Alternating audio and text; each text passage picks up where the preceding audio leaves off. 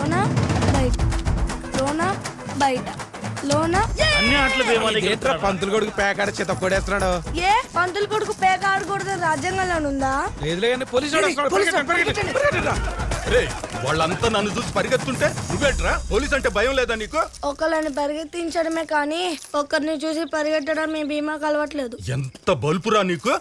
ఎంత బల్పో నాకు తెలీదు, కానీ దాన్ని కొలిచే మిషన్ ఇంకా తయారు కాలేదు. పిల్ల నాయాల ప్యాకెట్ మొదలు పెట్టావా? నిన్ను నిన్ను వదిలి పెట్టండి. ఏడవకు రామా, ఇవాళ భార్య పుట్టినరోజురా.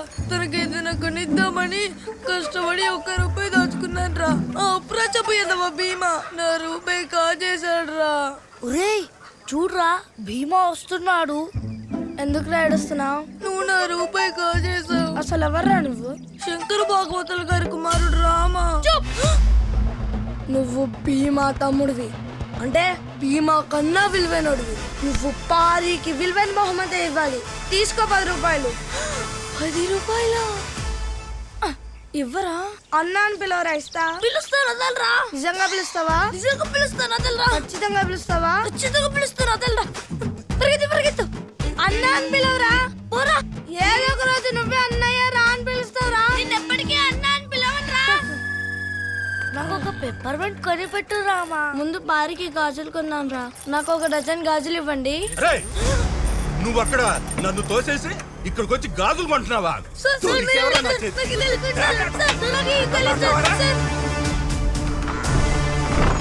పంతులు గారండి, మీ అబ్బాయిని అరెస్ట్ చేశారు సార్. స్టేషన్ కి రమ్మంటున్నారు. ఏం చేసి చచ్చావురా భీమా? రామాకి ఏమన్నా అయితే నిన్ను చంపేస్తారా?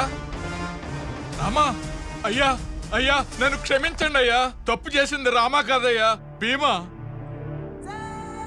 ఆ దుర్మార్గుడిని మీకు క్షమాపణ చెప్పించడానికి తీసుకొచ్చానయ్యా. కానిస్టేబుల్ తెలియక పిల్లాడి మీద చేయి చేసుకున్నాడు. మీరే మమ్మల్ని క్షమించాలి. ముందు మీరు కూర్చోండి.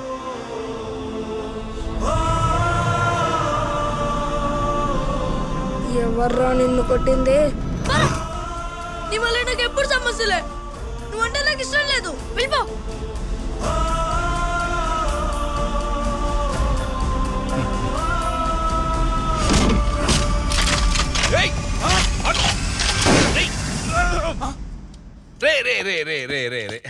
ఆగరా. చూడండి, రాక్షసుడండి వీడు. నా కడుపుని చెడబుట్టాడు. ఏ పాపం చేస్తే ఆ దేవుడు నాకు ఈ శాపం ఇచ్చాడో. దేవుడు మీకు ఇచ్చింది శాపం కాదు సార్, వరం. వరమా? అవును సార్. రామాకి ఆచారం తెలుసు, మాధవ సేవ చేస్తాడు. కానీ భీమాకి తెగింపు తెలుసు సార్, మలుచుకుంటే మానవ సేవ చేస్తాడు. వద్దయ్యా, నా కడుపుని చెడబుట్టాడు. వీడిని జైల్లో వేసేయండి. సార్, మీకు అభ్యంతరం లేకపోతే ఈ భీమా నాకు ఇచ్చేస్తారా? నేను పెంచుకుంటాను. మీ ఇష్టం వచ్చినట్టు చేసుకోండి. ఈ రోజే వాడికి పిండం పెట్టేస్తాను. నాకున్నది ఒక్కడే కొడుకు. రామా, నువ్వు చచ్చిపోయినట్టేరా. పదరామా. రామా, ఒక్కసారి అన్నా అని పిలవరా. పోరా. పోలీస్ అవుతావా? గన్నిస్తారా? ఎందుకు?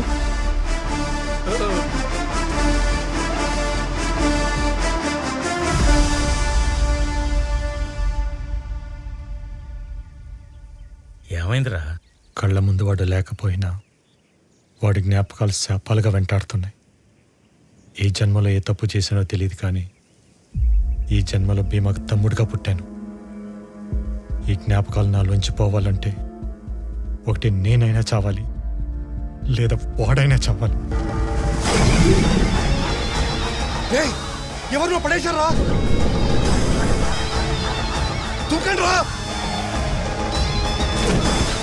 భీమున్నారా?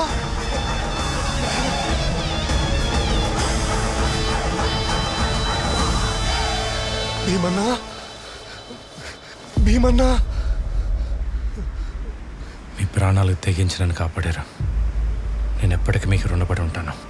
మేమే మీకు రుణపడి ఉన్నామయ్యా. అవునయ్యా, ఒకప్పుడు ఆ భవానీ మనుషులు వచ్చి మా కుటుంబాలకు ఎలాంటి హాని తలపెడతారోనని వేటకెళ్ళడం కూడా మానేశామయ్యా. మీరొచ్చిన తర్వాత దౌర్జన్యాలాగాయి ఈ ఊరే మారిపోయిందయ్యా.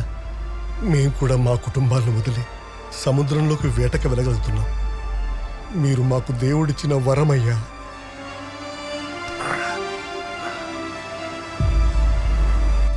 ఏంటన్నా ఒంటరిగా ఇక్కడ కూర్చున్నావు? నీకోసం స్పెషల్ టీ అన్నా. ఒకసారి అన్నాను పిలు. అన్నా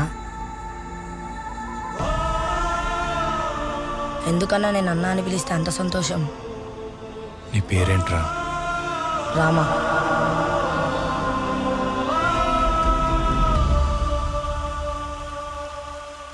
రామా, మీ నాన్నగారు చనిపోయారని బాధపడకు, నేనున్నా. నీకే సమస్య వచ్చినా నాతో పంచుకో. ఈ అప్రాచ్య పెద్దతో తిరగద్దని నీకు ఎన్నిసార్లు చెప్పానే? యారా, మీ నాన్నకి ప్రధాన అర్చకుని గర్వం ఉండేది, నన్ను అర్చకత్వంలో ఎదగనివ్వకుండా తొక్కేశాడు. ఇప్పుడు నువ్వేమో నా కూతురు నొక్కేద్దామని చూస్తున్నావు. ఇంకొకసారి దానికేసి చూసినా కలిసి తిరిగినా పిండం పెట్టేస్తాను వెదవాని. నువ్వు పద పద. నువ్వు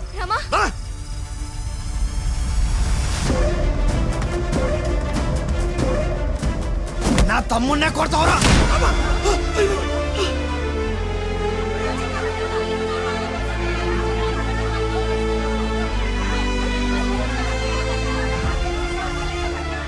నా కూతుర్నే కాదు, నా గర్భగుడి గడపలు కూడా తాకనేవని నిన్ను.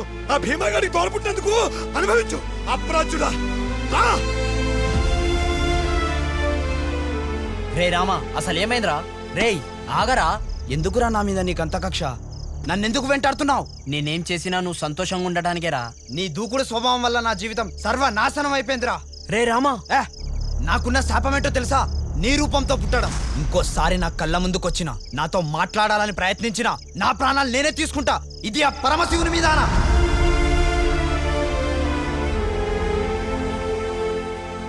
ఒక్కసారి అన్నా అని పిలవరా, వెళ్ళిపోతాను. పోరా.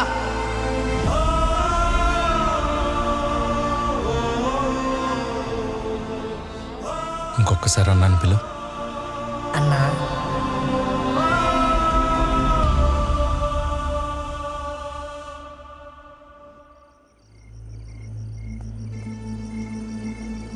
భీమా, ఏంటిది? ఏమైంది భీమా?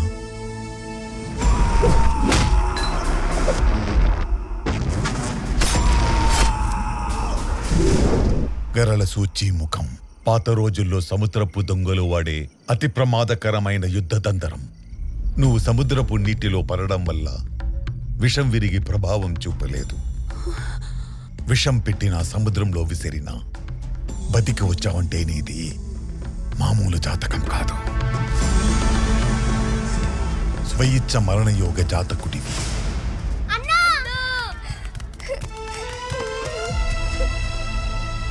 అన్నా, నీకేం కాలేదు కదా? నాకేం కాలేదమ్మా. అన్న, మాకు మా అమ్మ నాన్నెవరో తెలియదు, ఊరు పేరు కూడా లేదు. ఎవరి దగ్గరికి వెళ్తే తిడతారు, ఆకలేసేమని అడిగితే కొడతారు. అట్లాంటిది నువ్వు మమ్మల్ని కాపాడి దగ్గరికి తీసుకుంటే మాకు చాలా ఏడుపు వచ్చిందన్నా. నిన్ను అన్నా అని పిలిస్తే చాలా ధైర్యంగా ఉందన్నా.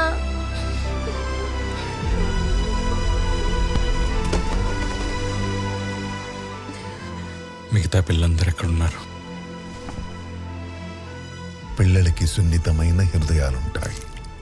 పాపం ప్రతిక్షణం చావు బతుకుల సంఘర్షణలో చాలా మానసిక ఒత్తిడికి గురయ్యారు. వీళ్ళనైతే మనం కాపాడగలిగాం, కానీ మనం కాపాడలేని పిల్లలు ఇంకా ఎంతమంది నరకయాతన అనుభవిస్తున్నారు.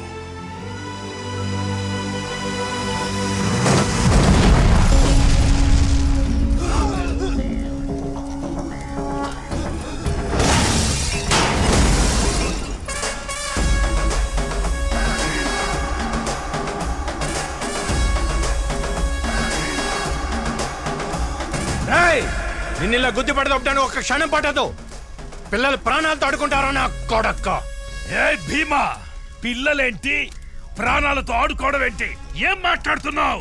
సాక్ష్యం లేదు కాబట్టి బతికిపోయావు. దొరికిన రోజు నలిపేస్తా నా కొడక్క. ఆఫ్టర్ ఆల్ ఎస్ఐ గడివి ఏంట్రా నీ పొగరు? నా పరపతి వాడి నీ చొక్కా తీయించడానికి నాకు నిమిషం పట్టదు. తీయించురా, చీలో దమ్ముంటే తీయించు. సీనియర్ చెప్తే సైలెంట్ అవుతాడు, సస్పెండ్ చేస్తే బెండ్ అవుతాడు అనుకున్నావా? నాలో మృగాన్ని ఆపడానికే ఈ చొక్కా. ఈ అడ్డుపోతే గుడ్డ లోడ తీసి ఊరేగిస్తా. నేను నిశ్శబ్దంగా ఉన్నాను కాబట్టి నువ్వింకా బతికున్నావు. నా బలగం మొత్తం దింపానంటే. దింపరా, లేట్ ఎందుకు? హై రేట్ పెట్టి తెచ్చుకుంటావు, పక్క స్టేట్ నుంచి తెచ్చుకుంటావు, తెచ్చుకో. నేను ఊచకోత మొదలు పెడితే ఈ ఊర్లో శ్మశానం కూడా సరిపోతున్నా కోడక్క. రే భవాని, వెకేషన్ టైం అయిపోయింది. నీకొక ఫైనల్ ఆఫర్ ఇస్తున్నా. ఆ పిల్లలకు నువ్వు చూపించిన నరకం నీకు నీ కొడుకు చూపించాకే మిమ్మల్ని చంపుతా. No case, no charge sheet.